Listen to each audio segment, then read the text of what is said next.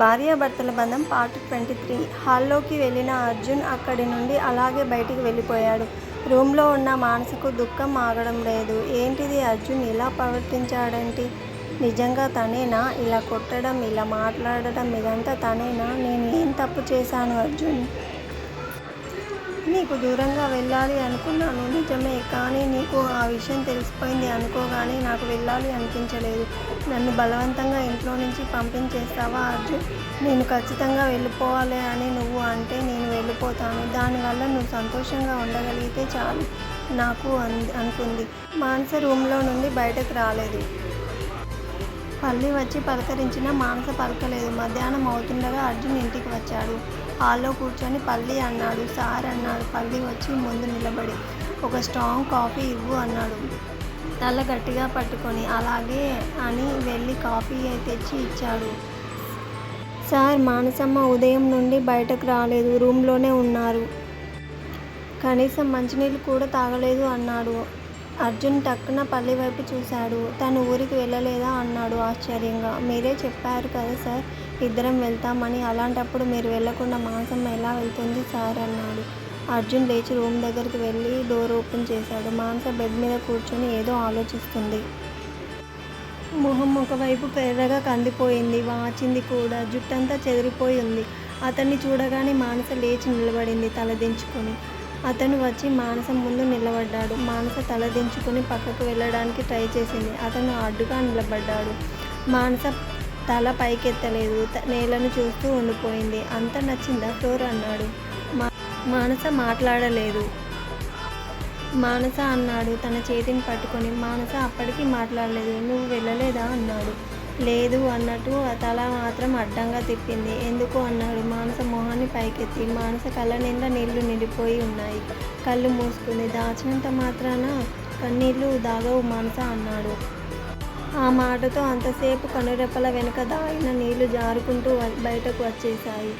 మానస మాత్రం కళ్ళు తెరవలేదు. అర్జున్ మానస రెండు చేతులు పట్టుకొని దగ్గరకు లాక్కున్నాడు.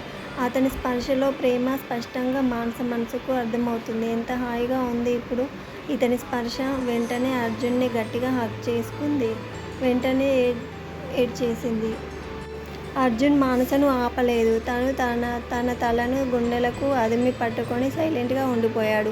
అతని మనసు నిండా బాధ నిండిపోయింది. నన్ను ఎంతగానో ప్రేమించే మానసను ఎంతలా బాధ పెట్టానా? తన మనసును ఎంత గాయం అవ్వకపోతే చిన్న పిల్లల ఎక్కిళ్ళు పెట్టుకుంటూ ఏడుస్తుంది. తనని ఇంతలా బాధ పెట్టే హక్కు నాకు ఎక్కడిది? కానీ ఉదయం కోపంలో నన్ను నేను కంట్రోల్ చేసుకోలేకపోయాను. సాహితీ మీద కోపం తన మీద చూపించేశాను. అందుకు కారణం ఏంటి? మానస నన్ను వదిలి వెళ్ళడానికి సిద్ధపడడం వల్లేనా ఇదంతా జరిగింది? ఎందుకు మానస నా నుండి వెళ్ళిపోవాలి అనుకున్నాడు. చాలాసేపు ఏడ్చి సైలెంట్ అయింది మానస. వెళ్ళి మొహం కడుక్కొని రాపో అన్నాడు. ఊహు అంది. నేను ఎక్కడికి వెళ్ళను, ఇక్కడే ఉంటాను. మొహం కడుక్కొని వచ్చి మళ్ళీ హగ్ చేసుకో అన్నాడు. మానస టక్కున అతని వైపు చూసింది. అతని కళ్ళలో చిలిపితనం, నవ్వులో అల్లరి కనపడుతున్నాయి. అతన్ని వదిలేసి పక్కకు జరిగింది. వెళ్ళి ఫ్రెష్ అవ్వు మానస అన్నాడు. ఊహు అంది తల తిప్పుతూ. ప్లీజ్ రా అన్నాడు మానస చేతుల్ని పట్టుకొని. నేను వెళ్ళను, ఎక్కడికి వెళ్ళను, నీతోనే ఉంటాను, ఇలా నీ పక్కనే ఉంటాను. నన్ను వెళ్ళమని చెప్పకు అర్జున్ అంది అతన్ని మళ్ళీ హత్తుకొని. ఈసారి అర్జున్ కళ్ళలో నీళ్లు తిరిగాయి. నా మీద కోపంగా ఉందా అన్నాడు మానస జుట్టును సరిచేస్తూ. లేదు అంది. అతను మానసను చాలా గట్టిగా హగ్ చేసుకున్నాడు. ఆ కౌగిలింతలో అతను మానసను బాధ పెట్టినందుకు ఎంతగా పశ్చాత్తాపపడుతున్నాడో అర్థమైంది మానసకు. ఐఎమ్ సారీ అర్జున్ అంది అతని కౌగిలి నుండి విడివడి. అతను మానసకు మళ్ళీ మాట్లాడడానికి అవకాశం ఇవ్వలేదు. మానస పెదాలను తన పెదాలతో మూసేశాడు. అతను వదిలేయగానే మానస సిగ్గుపడుతూ ఫ్రెష్ అవ్వడానికి వెళ్ళిపోయింది. అర్జున్ మంచం మీద కూర్చున్నాడు. నన్ను వదిలి వెళ్ళను, నీ పక్కనే ఉంటాను అన్న మానస మాటలు గుర్తొచ్చి అర్జున్ కళ్ళలో నీళ్లు కారిపోయాయి. తన ప్రేమను అర్థం చేసుకోలేకపోయాను. ఎందుకు ఉదయం అంత మూర్ఖంగా ప్రవర్తించాను అనుకున్నాడు. తల దించుకొని మొహాన్ని రెండు చేతులతో దాచుకున్నాడు. మానస వచ్చి అర్జున్ను చూసి ఏమైంది అర్జున్ అంది. ఏం లేదు అన్నాడు తల్లి పైకెత్తకుండానే. మానస వెళ్ళి అతని ముందు మోకాల మీద కూర్చుంది. అర్జున్ అంది అతని తలని పైకెత్తి. వెళ్ళి రెడీ అవ్వు అన్నాడు బలవంతపు నవ్వు నవ్వి. రెడీ అయ్యి ఎక్కడికి వెళ్ళాలి అంది. బయటకు వెళ్దాం అన్నాడు. ఇప్పుడే వద్దులే, ఇప్పుడే వెళ్ళాలా? నీతో కలిసి హాయిగా ఉండాలని ఉందిరా అన్నాడు. అందుకోసం బయటికి వెళ్ళాలా అంది. ఇక్కడే ఉంటే నిన్ను ఉదయం కొట్టాను అనే విషయం గుర్తొస్తుంది నాకు. చాలా కోపం వస్తుంది నా మీద నాకే అన్నాడు. సరే అయితే వెళ్దాం అని తొందరగా రెడీ అయింది. వెళ్దామా అంది. ఊహు అన్నాడు అతను. ఇద్దరూ హాల్లోకి వచ్చారు. పల్లి మానస వైపు ఆశ్చర్యంగా చూస్తున్నాడు. పల్లి బయటకు వెళ్ళొస్తాం అన్నాడు అర్జున్. సరే సార్ అన్నాడు పల్లి. ఇద్దరు బయటకు వచ్చి కారులో కూర్చున్నారు. అలా తిరుగుతూ సాయంత్రం వరకు ఉండిపోయారు. అర్జున్ ఇలా ఎంతసేపు తిరగడం అంది మానస. ఎంతసేపైనా తిరగొచ్చు. చూడు, రకరకాల మనుషులు కనిపిస్తారు మన చుట్టూ. వాళ్ళందరూ పైకి కనిపించేలా లోపల ఉండరు అన్నారు. కావచ్చు, కానీ ఇదంతా నాకెందుకు అంది. మనకు ఇది ప్రస్తుతం అవసరం కాబట్టి. నా మనసులో నేను ఉన్నట్టు పైకి ఉండలేకపోతున్నానేమో అనిపిస్తుంది మానస అన్నాడు. అర్జున్, నువ్వు ఎలా ఉన్నా పర్లేదు, నీ పక్కన మాత్రం నేను ఉంటే చాలు అంది. అర్జున్ మానస వైపు చూసి చిన్నగా నవ్వాడు. మానస, నా మీద నిజంగా కోపం లేదా అన్నాడు. లేదు అంది. అప్పుడు నీ మీద నాకు చాలా ఈర్ష్యగా ఉంది మానస. నన్ను ఎలా క్షమించగలిగావు అన్నాడు.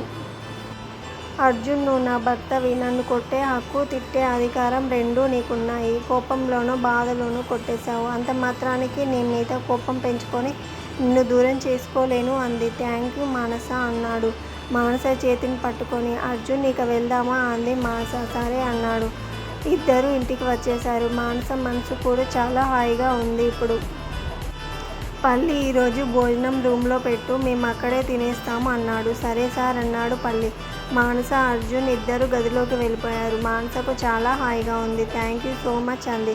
ఇలా రా అన్నాడు మానస దగ్గరకు రమ్మని సైగ చేసి. ఏంటి అంది అర్జున్ దగ్గరికి వెళ్ళి. నీతో ఒక విషయం చెప్పాలి అన్నాడు. ఏంటో చెప్పు అంది. సాహితీ గురించి నీకు చెప్పాలి మానస. తను నాకు చేసిన ద్రోహం నీకు చెప్పాలి. నేను ఎందుకు సాహితీ గురించి ఇంకా ఆలోచిస్తున్నానో నాకు తెలియదు, కానీ సాహితీ ప్లేస్లో నిన్ను ఊహించుకోలేకపోతున్నాను. నాకు చాలా భయంగా ఉంది అన్నాడు. భయమా? ఎందుకు అర్జున్ అంది అతని పక్కన కూర్చుని. అతని మానస దగ్గరికి జరిగి తన ఒళ్ళో తల పెట్టుకొని పడుకొని మానస నడుం చుట్టూ చేతులు వేసి పట్టుకున్నాడు. మానస అతని తలలో చేతులు పోనిచ్చి జుట్టుని సరిచేస్తుంది. మానస, నేను సాహితీని ఇష్టపడి పెళ్లి చేసుకున్నాను. నాకంటే కూడా తను నన్ను ఎక్కువగా ఇష్టపడింది. నేను లేకపోతే చచ్చిపోతాను అంది. దాని మాటలు నిజమని నమ్మాను. తనతో ఉన్న ప్రతి క్షణం మానంగా ఉండేది నాకు. కాలాంటి నన్ను వదిలేసి తను వేరొకరితో వెళ్ళిపోయింది. నన్ను వద్దు అనుకొని వెళ్ళిపోయింది. ఆ కోపమే నేను ఉదయం నీ మీద చూపించేశాను. సారీ అన్నాడు. మానస అతని నుదుటి మీద చిన్నగా ముద్దు పెట్టింది. థ్యాంక్ యూ అర్థం చేసుకున్నందుకు అనేసి మళ్ళీ చెప్పడం మొదలుపెట్టాడు. అప్పట్లో నాకు ఫ్రెండ్స్ బాగా ఉండేవారు. వాళ్ళందరూ ఇంటికి కూడా వచ్చేవారు. నేను ఉన్నా లేకపోయినా ఇంటికి రావడం వాళ్ళకు అలవాటు. అలా వస్తూ ఎప్పుడు సాహితీ మీద కన్ను వేశాడో ఆ దిగుతాడు తనతో సంబంధం పెట్టుకున్నాడు. రోజు ఇంటికి వచ్చేసేవాడంట. ఈ విషయం నాకు తెలీదు. ఒకరోజు ఆఫీస్ నుండి మధ్యాహ్నం ఇంటికి వచ్చాను. అప్పటికి సాహితీ ఇంట్లో లేదు. ఎక్కడికి వెళ్ళిందో అని చాలా వెతికాను, కానీ దొరకలేదు. చాలా బాధపడ్డాను, ఏడ్చాను. చివరికి పల్లి చెప్పాడు. సార్, మేడం ఈరోజు దిలీప్ సార్తో చాలా సంతోషంగా ఉండేవాళ్ళు. వాళ్ళిద్దరు ఎప్పుడూ రూమ్లోనే ఉండేవాళ్ళు. అప్పుడప్పుడు బయటకు కూడా వచ్చేవాళ్ళు సార్ అన్నాడు. అయితే ఏంటి పల్లి, వాళ్ళిద్దరు ఫ్రెండ్స్ అన్నాను. సార్, ఫ్రెండ్స్ అలా ఉండరు సార్ అన్నాడు. నువ్వు ఈ విషయంలో అనవసరంగా లేని తప్పులను వెతకకు అన్నాను. సరే అని పల్లి సైలెంట్ అయిపోయాడు. చాలా రోజులు సాహితీ కోసం వెతికాను, కానీ నాకు ఎక్కడా కనిపించలేదు. చాలా ఏడ్చాను. నన్ను నేను చాలా తిట్టుకున్నాను, కొట్టుకున్నాను. చాలా కోపం వచ్చేది. ఎవరి మీద చూపించాలో అర్థమయ్యేది కాదు. ఆఫీస్లో అందరి మీద అరిచేవాడిని. ఇంట్లో కూడా అలాగే ఉండేవాడిని. అలా ఉండగా ఒకరోజు దిలీప్ కనిపించాడు నాకు. నేను మాట్లాడకపోయినా తనే వచ్చి నన్ను పలకరించాడు. అప్పటికే వాడి మీద అనుమానం ఉండడంతో విషయం అడిగాను. అవును, సాహితీ నాతోనే ఉంది అన్నాడు. నేను తట్టుకోలేకపోయాను. వాడిని అక్కడే 2 దెబ్బలు వేశాను. వాడు నన్ను తప్పించుకొని వెళ్ళిపోయాడు. ఆ రోజు నుండి ఈ రోజు దాకా మళ్ళీ వాళ్ళు నా కంటికి కనపడలేదు. నేనే నిదానంగా వాళ్ళ ఆలోచనల నుండి బయటపడ్డాను. నా కోపాన్ని కంట్రోల్ చేసుకున్నాను. నన్ను కాదనుకొని వెళ్ళిపోయిన మనిషి నాకు అవసరం లేదు. నాతోనే ఉంటూ మరొకరితో సంబంధం పెట్టుకున్న తను నాకు వద్దు అనుకున్నాను అన్నాడు. ఊ అంది మానస. ఇప్పుడు నాకు మళ్ళీ అదే భయం. నువ్వు నన్ను వదిలేసి వెళ్ళిపోతావేమో అని అన్నాడు.